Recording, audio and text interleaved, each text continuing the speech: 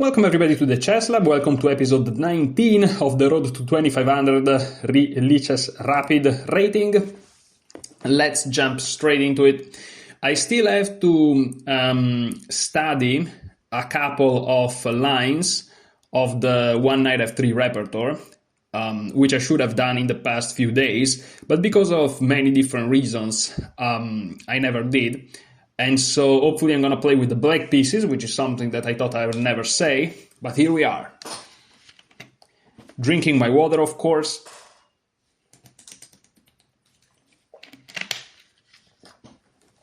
And of course playing with the white pieces for the fourth time in a row. Let's go one knight f3. Hopefully the King's Indian doesn't happen on the board. The King's Indian setup that is. And let's see. I'm kind of fixing my setup here a little bit. Okay, my opponent is taking a lot of time to think, so hopefully we are now going to get a game, which is also something I thought I would never say. And instead we are going to go into, let's do like this. We are going to go into another game playing with the black pieces, which I'm not prepared when it comes to the black pieces, so I don't know why I should hope that that happened.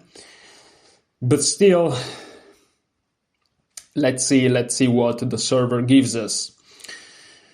And okay, here I'm thinking about changing a little bit the thumbnails for the videos, because, fifth time in a row we have the white pieces. This is unbelievable. Because, I'm not super convinced about the thumbnails of the Road to 2500 series so far.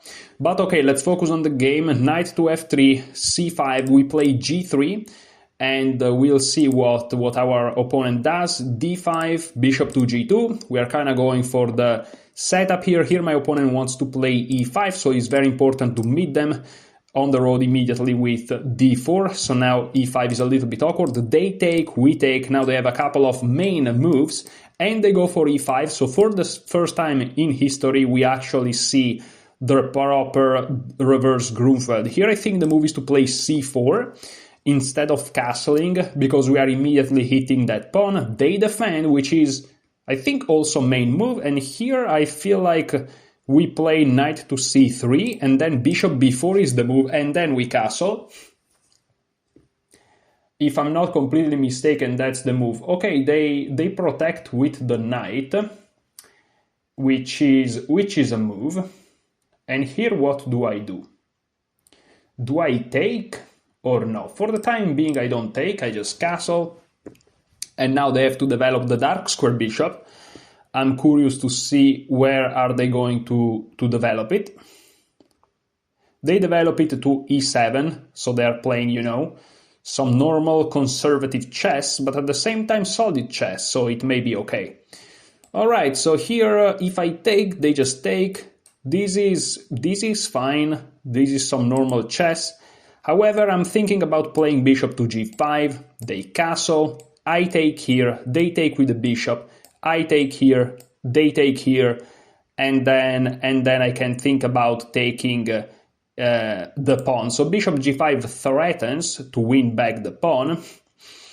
I think it's just a very logical and sensible move, so let's just go with it. Bishop g5 will do. I didn't want to wait for a move, because after they castle, there is a chance they can actually take this pawn, and then, yes, I win back a pawn, but I'm already down a pawn, so I will be down one pawn in the end, because they will be up 2, then I take 1,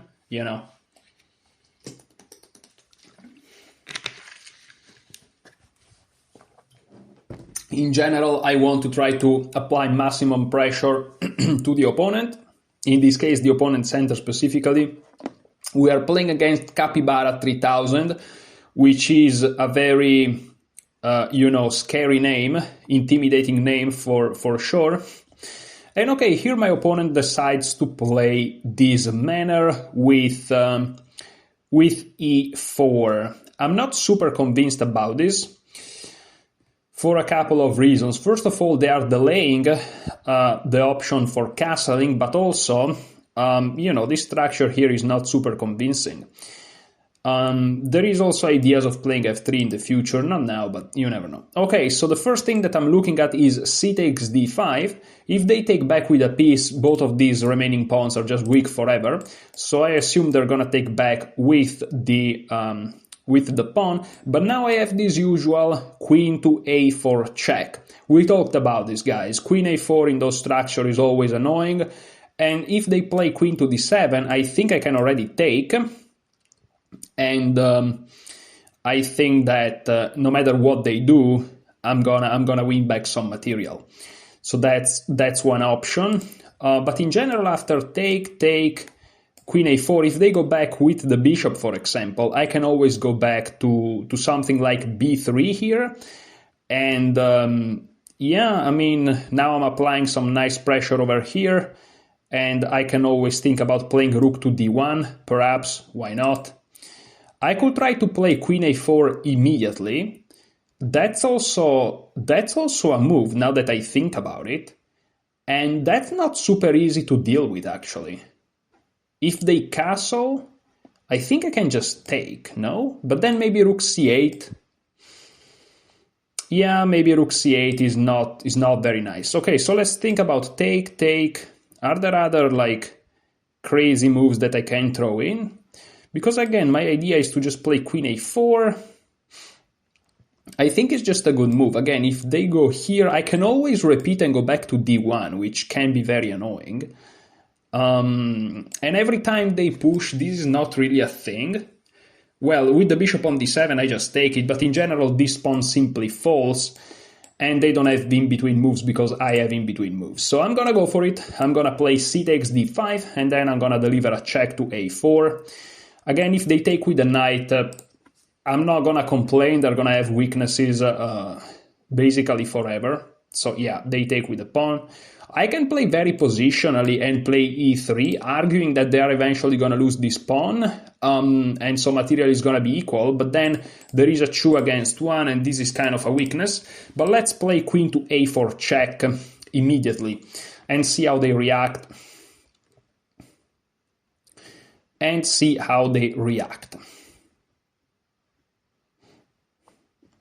Okay, they stop with the queen, so that's a move. I can consider bishop takes, but I feel like this really does nothing. My plan is to take, and that's just my idea. If they take with the bishop, I can always regain this pawn later. If they take with the knight, I can take, and I will regain the pawn as well eventually. Perhaps he's making it a little bit awkward for me to do that, but I think I'll regain it somehow. And that's just the idea. Yes, so in the end of the day, I just take back one pawn. It's not really like the end of the world. But you know, sometimes in chess you kind of have to content yourself with some perhaps nice strategical pressure and nothing much more than that. Sometimes you don't really have much else. So now they take back, now their king is stuck in the center, which is very nice. And here my idea is to play one rook to the d file to target this pawn and just play with that, really. So which rook do I want to move there? It's kind of a good question. I don't know. On one side I want to go with the d rook, the other I want to go with this rook here. There is an open file here, so perhaps I want to bring the c rook there. Instead, this f rook is made more to go here. Who knows? Also, you know, if I brought the other rook, I would have 2 rooks on the light squares. These guys on the light squares. You never know what can happen. You never know. Okay, so he defends. So first of all, I have to look out if there are some nasty tactics or something like this, because already, you know, you look at this position and maybe taking is actually possible. I don't think so, though. So that's something that I don't think it's possible. I can try to play a4, you know, but then Okay, if they play a5, I start to kind of like this because already d square is very good for my knight. But they can just bring a rook behind, and I'm not super sure this is great. Another move that comes to mind is rook d4, with the idea of playing rook to d1. That's also something that crosses my mind. After rook to d4, if they play knight to c4, I think I have knight takes, bishop takes, rook takes, and already after rook takes, bishop takes, I keep my 4 against 1 on the king side. Bishop against knight feels kind of good. And after this and this, I'm just gonna be ready to capture this pawn.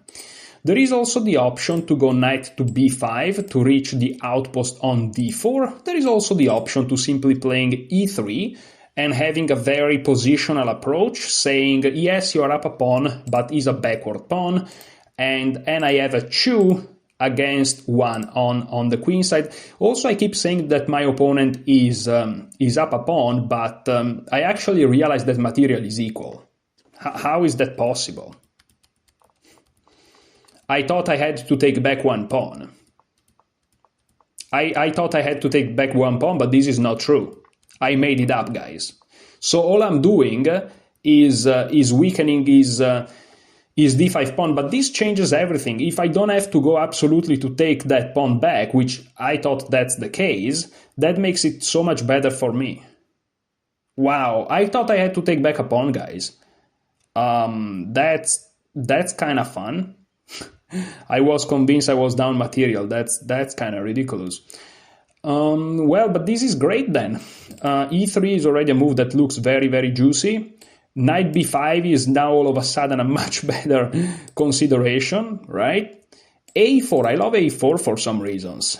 To try to get a5 in, now that the knight can't move, this will basically force them to put a rook here on the d file, and then perhaps knight b5 is even more effective because it threatens this fork. And if they move this rook, well then I'm threatening this rook here, and the reason why you want to provoke rook h to d8 is because after you're threatening this fork, perhaps it's a little bit awkward for this rook to go here or something, right? So why I just don't do this? Let's just play this move. Let's just play a4. Let's go for it. I'm not down material, guys. I completely made it up for some reason in my mind when I said that they could take my pawn at some point, like this. I don't know why, but they never took the pawn. It was just an hypothetical scenario in my mind. So that was kind of trippy. So here I go knight to b5. They go knight to c4. I can push them with b3, and it feels like their knight has to just retreat. So I think I'm gonna go for it. Knight here.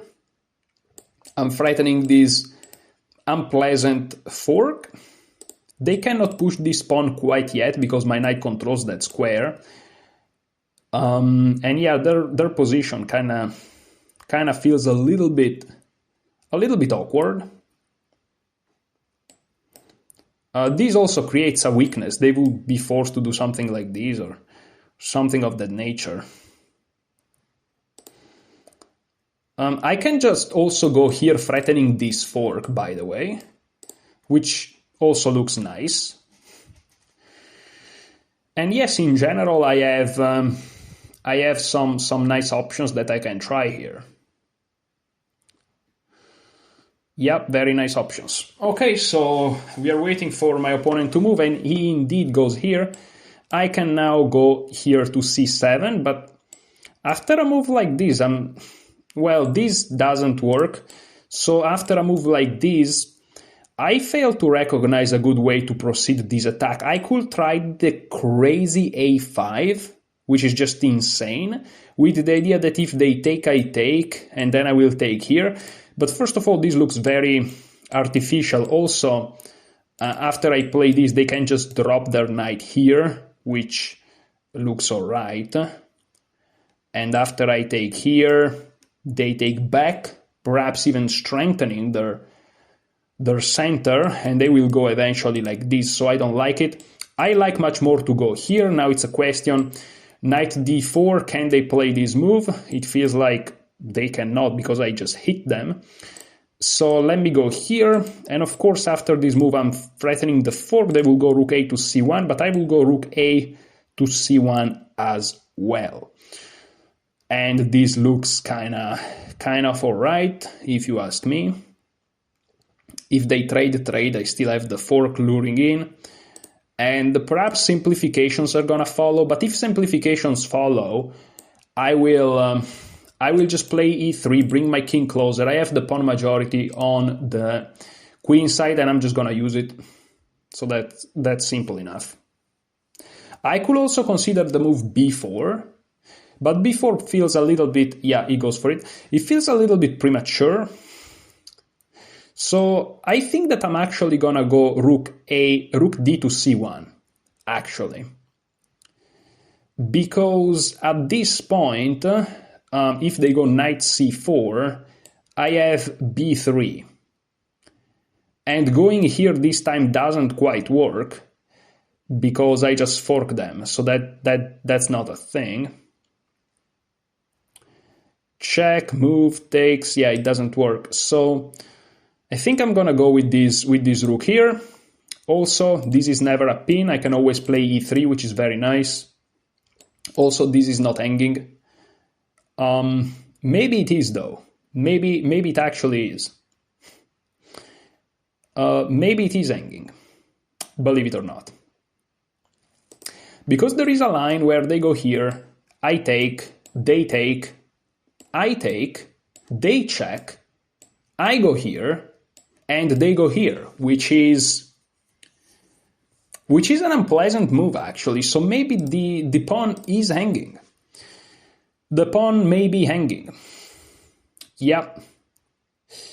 Of course, it's not as simple as that. After knight takes, I can simply play something like... well, never mind. I was about to say b3, and then this pawn is gonna be lost, even though it's perhaps more complicated than it looks. Of course, all these conversations are now out of the window because my opponent moved their king. And so here, what do I do? Well, I can play b3, which consolidates the position. And, I'm simply going to play e3 next. It feels like their pieces are much worse than my pieces. So let's just go for it. Again, this move doesn't scare me. Also, that's another fork. And yeah, their knight is restricted. I'm going to play e3. I'm going to play bishop f1 that I just noticed comes with a nasty attack on the a6 pawn, which is very nice. I think that here my opponent missed the opportunity to take here, which they cannot do it immediately because, they cannot do it after taking the rook because that would be a fork, but they could do it immediately, I feel like. And, after taking, if I take, I lose the rook. And if I just take and then take, I think I'm getting checkmated even. But okay, they take now, which I'm not concerned about. Or maybe I should be concerned about, I don't know. I don't see reasons to be concerned. Maybe they want to enter an endgame. And in that case, I'll have to think about what to do. It feels like my pieces are just better placed. So I shouldn't be too opposed, I guess, to enter those endgame scenarios. Rook c8 takes. I guess they're going to take with the bishop, but not necessarily. e3, right? And then bishop f1, they're going to push. I'm going to get my pieces to a nice active square. Yeah, they go for the endgame. Why not? Let's try to play this endgame, guys. I think that trading rooks cannot be a problem for me. So let's just do it. They take with the bishop, that was expected. Okay, now they may have this idea of bringing the king closer, though, which, now that I think about it, is not really great for me, huh? However, I think that I can fix their weaknesses in place. For example, after I hit the knight's gonna go back. And where do they go? Well, I assume they're gonna try to go towards the center, and then I play b4, which fixes their king. And now their king has no access because everything is controlled. And then I'm going to go e3 and then bishop f1. So let me do this. The endgame is, of course, a very tricky phase of the game. But I have the feeling that the way the position is shaped, I can go for it. Now, this is probably objectively a draw, but I think it's going to be fun to play. I think it's going to be fun to play.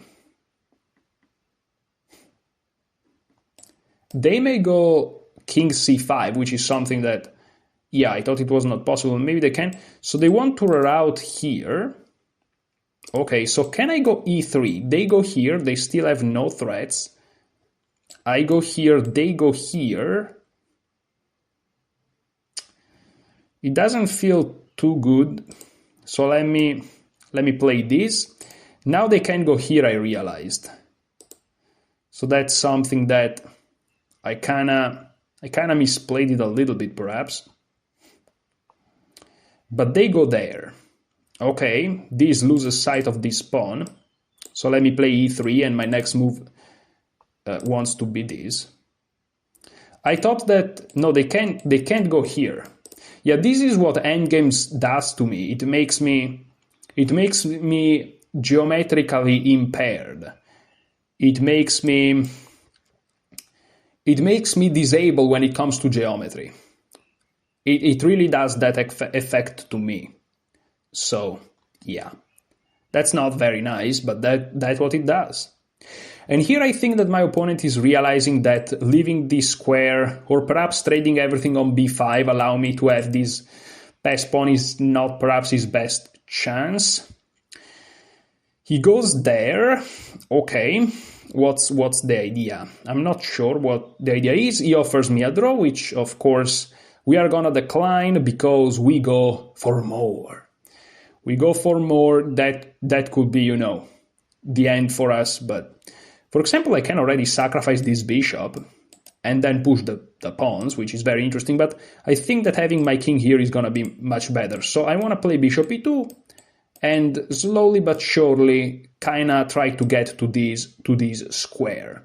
So why don't we do just that? So bishop to e2, and let's just go for it. This move also addresses nothing, like these two issues remains. If they trade everything here, I have the pass pawn. If they move this bishop from here, I have this check. So I'm not really sure what they were trying to accomplish with this grandiose idea of playing f6. I'm really not sure. After knight here also, like the move f6 is just a weakness. After I play knight h5, this wins a tempo. Okay, now they move that pawn and they control the f5 square, hinting that maybe they want to reach this square here. Okay, but now I'm just gonna bring my king over. I think that's okay. Now they go h6. Am I afraid of a move like g5? Well, not really. Also, if I play h4 and they play g5 and I take, they may take with the f-pawn. And, you know, they may have the possibility of creating a passed pawn. So I'm going to ignore that side of the board for the moment, and I'm just going to focus on the queen side, and I'm going to try to bring my king over and perhaps play that crazy sacrifice over here and try to, I don't know, create some mess of some sort. I'm not sure the sacrifice works at all. Also, if I reach this square in general, I can try to remaneuver my knight around, perhaps to some more active squares. Something that I just realized I can do immediately. Why in the world I'm not going here? Well, that's a great question. Why aren't you doing that? I don't know. I don't know. But again, I think that having the king on c3 can't hurt much, right? It can't hurt that much, no? There's no way it hurt as much. There's no way, right? If the king starts to come here, those sacrifices look really appetizing, because then this pawn is really away from this king, because right now the king is in the square. If I push and push, they can stop me, but one square away and they may not be in time. So let me go here on a dark square. Of course they can fork me, but if that happens, I'm gonna have a blast of a position. That's actually winning, I think. Check, takes with the bishop, takes with the bishop, takes with the pawn. I install my king here, and the next move is just gonna be this, and then I'm gonna win this. And my opponent says this is a draw. Capybara 3000. Okay, so my opponent is trying, of course, to get in my head, which is actually a good strategy, because I am mentally not the stronger players that you will ever face in your life. And this is, of course, very, very interesting. I can already think about going for b5. And if they take with the pawn, after king here, this pawn's gonna be lost, but I'm gonna be left with an outside pass pawn, which, if you ask me, that's great. But there are ideas like knight here, check, and then I have to go back, and I'm not a big fan of that. And then, of course, there is the option to play bishop takes a6, knight takes, push, and then this guy is just very, very strong. What else is there? What else is there? I can try knight to b3, and then he may try to go here to kind of force a trade, even though, yes, I will have to take most likely. And then I go here, and I can organize my pieces very nicely. I think that's not that bad. I think I saw a similar game played by Fischer. Now, Fischer is Fischer, obviously, but, you know, I may try to do something as well. Like, if I go here, where is he gonna go? Because, you know, I kind of want to get this square, but his knight needs to go away. So maybe they go here. Maybe that's the nasty idea that they have. And in that case, I may want to go back. They trade. It's not as simple. It's not as simple. So what can I do? Knight here, bishop here. That's a little bit annoying. Well, I can sidestep the trade. I can try to sidestep the trade, but I don't like this too much. So perhaps pushing. Again, if they take with any piece, that's terrible, I think, because take, and I go here. And if they go here, I can just go here. They go here, I go here, they take, I take. And I think that I'm in time to win this endgame, even though it's very, very tricky. When my opponent says it's a draw, it's probably true. But yeah. It's very tricky nonetheless. So here, bishop here. I can go king here, perhaps. Bishop takes, king takes. They can try to go here, but then I check them, and I will be left with king and knight against king and knight. I put my king here, though, one day, and I push b5. So that's a thing for sure. So yeah, let's try to do that. Let's try to accomplish the unaccomplishable and try to win this one game. Win this one game, I'm really positive. Win this drawn game. That's what I should have said. That's what I should have said.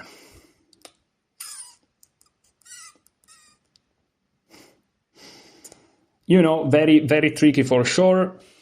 Very tricky situation. Very nasty situation.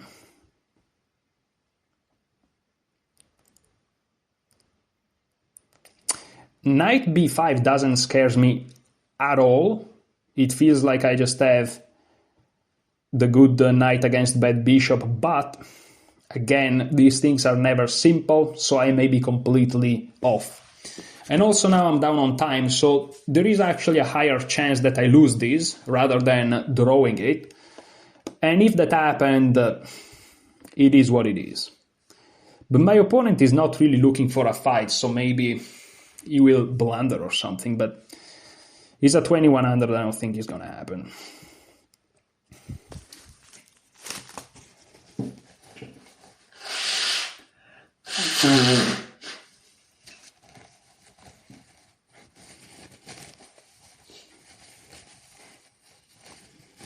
And he decides to go there, which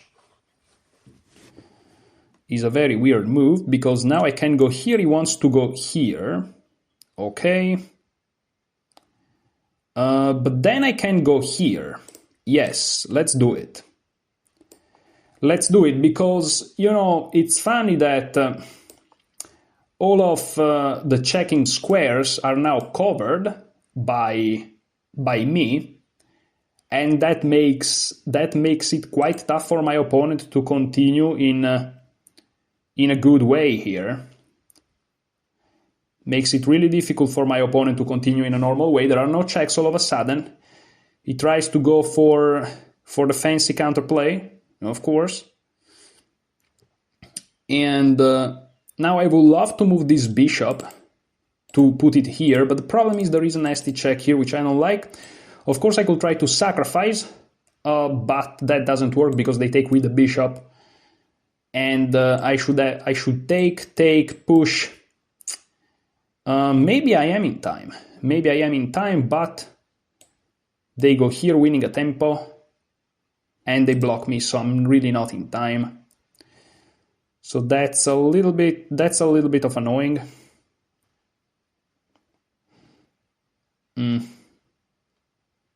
I could try to play for b5. If they take with the knight, I take, push, but they can always save themselves. So I can go back a little bit, perhaps. What if I go back a little bit here? Oh, this time I want to play h5. Yes, this time I want to play h5. I think that's a good move. Because g5 takes, they cannot play f takes. So that was a nice little find by me. And now they have this weakness to monitor. Okay, now we are gonna trade. Now they have some sort of new weaknesses that I can target. I want to bring my knight here to target this weakness, but first I have to sidestep the nasty check on the e6 square, I think. So let's go here. My idea is to just reroute the knight back to d4. And that's the plan. That's as simple as that. That's what we're planning to do.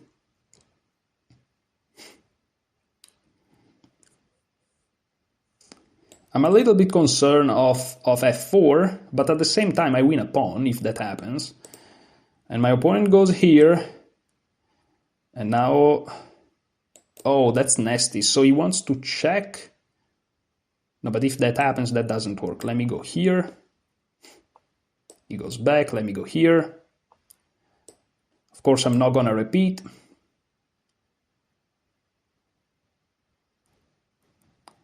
Of course, I'm not gonna repeat. Check. Now I take. Now I'm threatening to infiltrate. He has to play this move. And then I just push. Then I just push. He has to take. Now I have the passed pawn. Now I have the passed pawn, guys. He goes here. He has to go here. Now I push. And now I go here. And my opponent is in a sort of Zugzwang situation. I think I'm going to be able to enter the position a way or another. That's what the feeling is.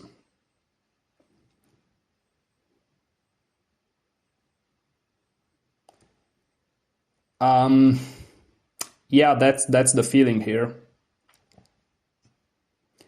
I'm not sure this is winning, but it feels kind of close to be winning. I can always target his pawns. It feels all right. Because the bishop can't move, that's the issue. If he goes here, I take it. I threaten to promote, yes, to stop, and then I just win because my king is closer to the action. So he has to move the king, but doesn't matter how he moves it. It's gonna be a little bit of a trouble. If he goes here, I go here. And then he goes here, but I go here. And the problem is this guy's gonna promote. That's the thing. And it's faster than those guys, which are not slow, but my pawn, I think it's faster.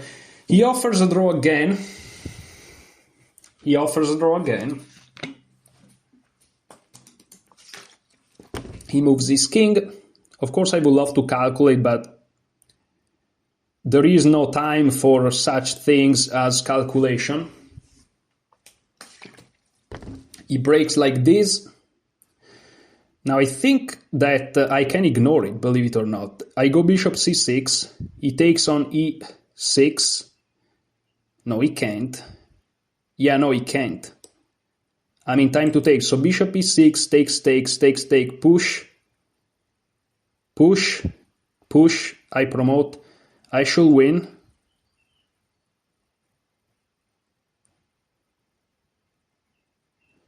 Bishop e6, f takes e3, doesn't work.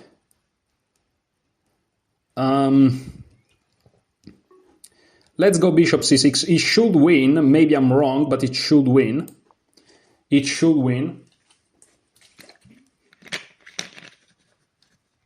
Maybe I'm wrong, but perhaps it's winning.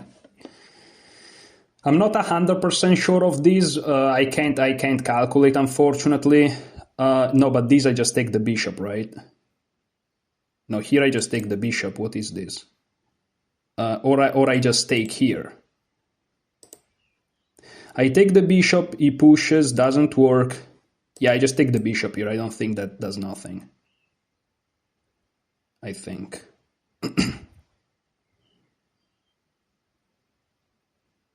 Yeah, no, that's losing because...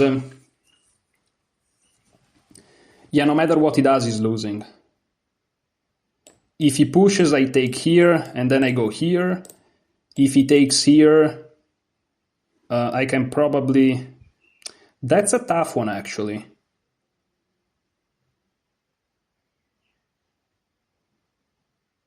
Yeah, that's a tough one. But I think I can just take here.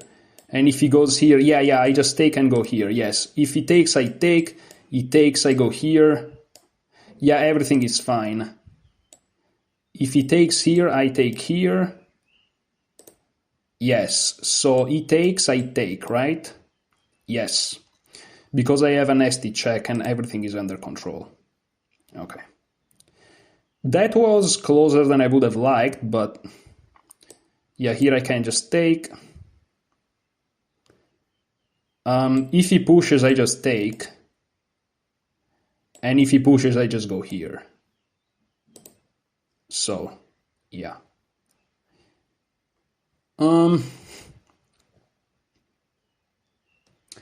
So yeah, that was interesting. So he goes here. Now I check him. Very important check.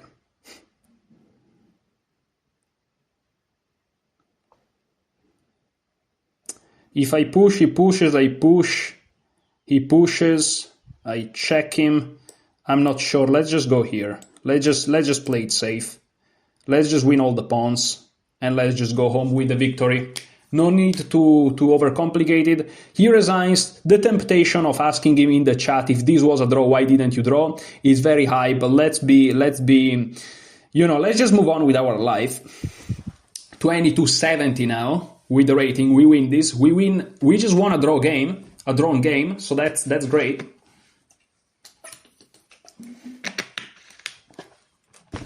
I've been in my opponent's shoes in the past, though, asking draws and then losing. I never got as pissed as when over the board I asked draw like 3 times to a guy, and then eventually I misplayed, then I lost. That was perhaps the most annoying game that I've ever played, and it was a draw, objectively at least, until like 3 moves away from the moment when it was really over. Really, really annoying, so, you know. Yeah, let's see what the engine says. Let's see what the analysis says. Let's see. Yeah, endgames are really tough. I'm not really surprised to see these spikes in the evaluation in the end, because these endgames are really, really, really, really, really tough. For the human brain, for some reason, those endgames are just ridiculously difficult to play. But okay, it seems like I just play a couple of blunders, even though somehow I managed to got the position to -1.2, so I probably also misplayed the opening, right? Because there's no way. Okay, so let's go here.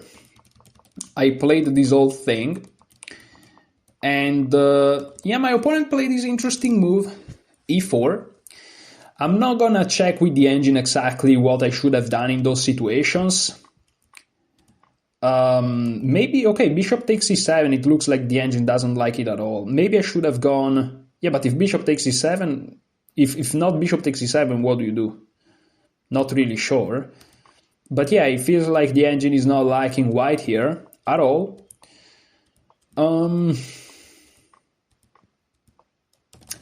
Oh, but yeah, because again, in my mind, I'm down a pawn for some reasons, for some very weird reasons. Yeah, here I'm down, in my mind, I'm down a pawn, but I'm not down a pawn, it's true. I was evaluating all of these positions with the idea that I'm down a pawn, but I'm not. Yeah, already a move like e3 makes so much more sense, but okay, queen a4 seems to be okay. But yeah, here I'm under no obligation to trade bishops. I'm not down a pawn, dude. I can just go back, play e3, and use the bishop pair somehow to, like, create some chances. Perhaps the bishop stays better on c3 with e3, and the knight goes to d4, and the bishop gets rerouted to f1. Now at least their king gets closer to the center first, so it doesn't make any sense. If you're down a pawn as white, you have to try to go for those things, but of course not being down a pawn is ridiculous.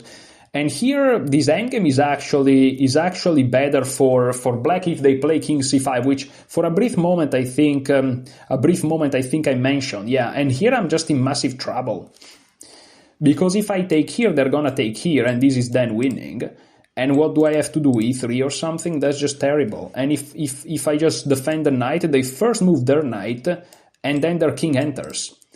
But now they made this mistake, king a8, and now after b4. Then we reach this endgame, which is, again, the engine gives it as equal, but there is that plus 0.2, now plus 0.7. So, you know, white always stays a little bit better. But black, so my strategical idea that this endgame is slightly better for white is true, so I'm happy about that. The evaluation was correct. But here I made the mistake of missing... the idea king c5, but then here there must be an inaccuracy, at least by my part, right? Like a5 is inaccurate then, like this is inaccurate, dude. I don't know why the engine doesn't give this as an inaccurate move, but this is an inaccuracy. But okay, it was missed, it wasn't perhaps the simplest. And here, you know, in this position bishop d7 was played. Here I went knight c5, and here bishop b5, perhaps, but bishop c8. Here I went with my king here, and now f5 is considered to be a blunder. And this is the reason why these endgames are so trippy. It's like, why is f5 a blunder? Maybe it allows me to play this h4 to fix their king side. Maybe that's the reason. g5, I just took it. And here I should have gone bishop f1. But why? See, I don't understand. Why? Oh, and they are in Zugzwang. Oh, so they are in Zugzwang. I'm not gonna turn on the engine, but basically if they move any of these two pieces, they lose this pawn. If they check me, I take, and then I have good knight against bad bishop with this passed pawn, and I'm gonna find a way to target these two guys at the same time. And somehow this is winning, also because of the newly created weaknesses. But apart from that, yeah, because if my knight is here, their pawns are here, eventually I can just start moving this guy here until they're forced. No, until my pawn is king. My pawn is here, and then I can play knight takes, and they cannot take because I push, and so then I'm gonna have 2 passed pawn. So going into the simplified endgame loses for them, because again, I will reach a knight here, push this pawn, and if they leave with a king, well, I take this guy, and if they do nothing, they keep their pieces here, I just take this pawn here, they cannot take back because otherwise I promote and then I win. So yeah, so the bishop, the knight against bishop endgame is winning. Again, if they do this, that endgame is winning, 100%. But then what do? They may go here, but then I take, and I enter the other direction. And that's what happened in the game, basically, just later. So they can't check me, they can't move these 2 pieces. If they go here, I just take them. If they move this bishop, I win this guy. And if they move their king, I move in. And so, and if they play this, take, I can always take and have the pawn up. And in general, but I can also do nothing. And I wait until they resolve, and I just gonna keep moving my bishop back and forth, and they are again in Zugzwang, no matter what they do. That's crazy, but this is basically Zugzwang. And yeah, that's quite impressive. I didn't realize it though. And again, just going back and forward with the bishop forced them into action, but anything they do is losing. And so I just should have done that. Instead, I went for a different plan. And here they had the option to play king to e5, which would have equalized because their king is very, very active. They missed this. They play king c6. And now I go back. And here again, going back and forward with the bishop, same thing. But I decided to repeat the same thing. And here king c6 was played. Which now is not given as a blunder simply because I think that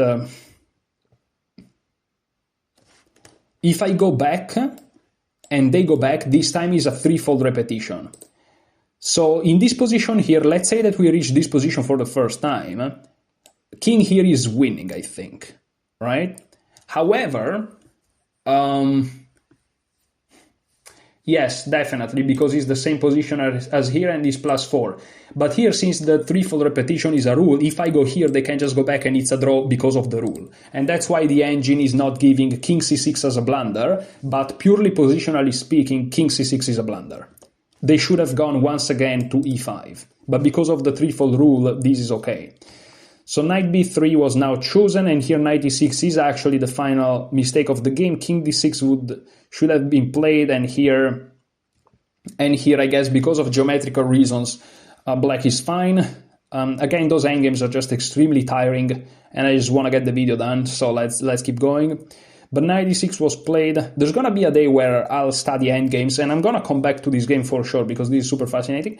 But okay, they play knight e6. These allow me to force a trade of a pair of pieces, and we established that anytime I'm able to trade one of the 2 pieces, I win the endgame. They give me the opposition, but it doesn't matter. It's just over. King e6, they offer a draw, but now, again, in position like this, where there is an endgame with the isolated pawn, if my king passes one way or the other, is winning. This is not, of course, a strict rule, you have to always calculate, but is a general principle that can guide you. Like, you may have the goal, again, as a plan, to, again, trade one piece and force your opponent king to move, right? For example, here. How did I find bishop a4? Well, it's because I want to force them to move the king. If you don't know this idea of entering, moving forward, you may just move the bishop back and forth forever, and they just move the bishop back and forth forever. Instead, if you know that you want their king to move somewhere so that you can enter the other way, you are just, okay, their bishop is the only piece that really has a lot of moves, because can go here, can go here. Okay, but this is precluded for the time being, and so let's just keep the bishop here, so this guy can never move, and eventually they'll have to move their king. And that's what I did. Bishop a4, now they cannot move the bishop. If they offer the trade of the bishops, just to be clear, I just take it, and then probably this is winning. Yeah, that's just crushing. I just go here. And the problem is they have nothing to do. If as soon as they try to go for this counterplay, I immediately push and win the game. And as soon as they go after my pawn, I take theirs. I can actually take this here specifically, but let's do it really like textbook. I take this, and after they take, I just go here, and I gobble everything. They're not in time to stop me. I can take this one first, but even this one, both of these pawns, you win. So they can never do it. And also, like, after I take, just to be again textbook, I can force them to do this, and then this is just winning again. If they push, I just take them. If push, I take. They can never create a pass pawn, and if take, and I have 2 against the king. It doesn't matter if the king is here, I have 2 pawns, not 1. So king e6 has to be played now. They can try to push the pawns, but if they push this, they fix, and so they don't even have counterplay anymore, and I can just go back and forth until they get me pass. And if they push this one here, that's probably where the main counterplay source arises. But here I can also just win a pawn. That's the problem, right? I can also just win a pawn. And yeah, I'm not sure if that was okay or not, but you are going to go with the bishop here on b3 and eventually try to push both pawns perhaps. But no, I'm not sure this is winning actually. I'm not sure this is winning. After f4 that would have been critical, and perhaps the solution is to just take once and then do nothing, and again go back and forth. If they push, you go back and forth until they let you pass. And if they take, you just take and you're fine. But I'm not sure, because after this then they have counterplaying ideas, so I'm not really sure here what should have been done. Okay, I'm gonna turn on the engine because this is too important, but the camera is gonna lag like crazy. So e takes f4 for some reason. I want to see if g takes f4 is also fine. Yes. And after they take, okay, e takes f4. So, okay, this endgame is winning according to the engine. Okay, so now that we know that, hopefully the video is not completely gone. King e6 was instead played, king c5, f4 now, and here I just went bishop c6 because now he's winning. d4 was tried, and here I took. I'm very happy that I played the precise moves. He takes, and here I have to be careful, you know, if I take here this and I can't stop the pawn. If I take these, it's tricky. It's very, very tricky. It's probably fine. Yeah, it's definitely fine. Oh, but that's what I played. So yeah, I have to be careful. I have to be a little bit careful. I took here, which is best, and here f takes c3, but everything loses. King f5 would be the best idea according to the engine, but this is of course ridiculous. So f takes c3 doesn't work, because after bishop d5, as you saw in the game, king d7, I just block everything. So that doesn't work. You saw it in the game. If they take this guy here, I take this guy here while blocking this square. So that doesn't work either. If they push, I take this guy here while threatening the pawn. So they have to push. But then I again go here or here. It doesn't really matter. And that's it. Also, this king can never approach. And this guy is just gonna roll. The promotion square is covered. So what to say? We won this drawn game. Again, when my opponent offered me the draw the first time, let's see where it is. It was here. This is where my opponent offered the draw the first time, which is funny because here is where my opponent could have gotten an advantage with king c5. So he missed this opportunity. So like for you know, in this position here, it's kind of okay. Rook takes c8 is not good, and a5 is not good. For 2 moves, for 1 move really, because a5 is really the mistake. For 1 move, my opponent could have gotten an advantage in this game, and he missed it.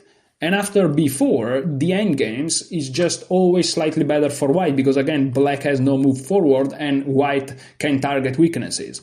And after f6, my opponent offered the draw. I just declined it, and then I kept playing and playing and playing. And see, he makes a blunder, is +4. I make a blunder, is +0.2. Meaning I can play like dog shit, and he can play like very well, and it's still a draw. And if he makes just a mistake, then I win. So there is no reason for me not to keep playing this. And again, he makes a blunder, I make a blunder, but it's a draw. And so when he makes a blunder, I win. When I make a blunder, it's a draw. So why not play, right? And eventually made this final mistake, allowing me to trade, and this was just winning. And that's just how it went. So yeah, we win a drawn game. Thank you so much for watching. Enjoy your chess.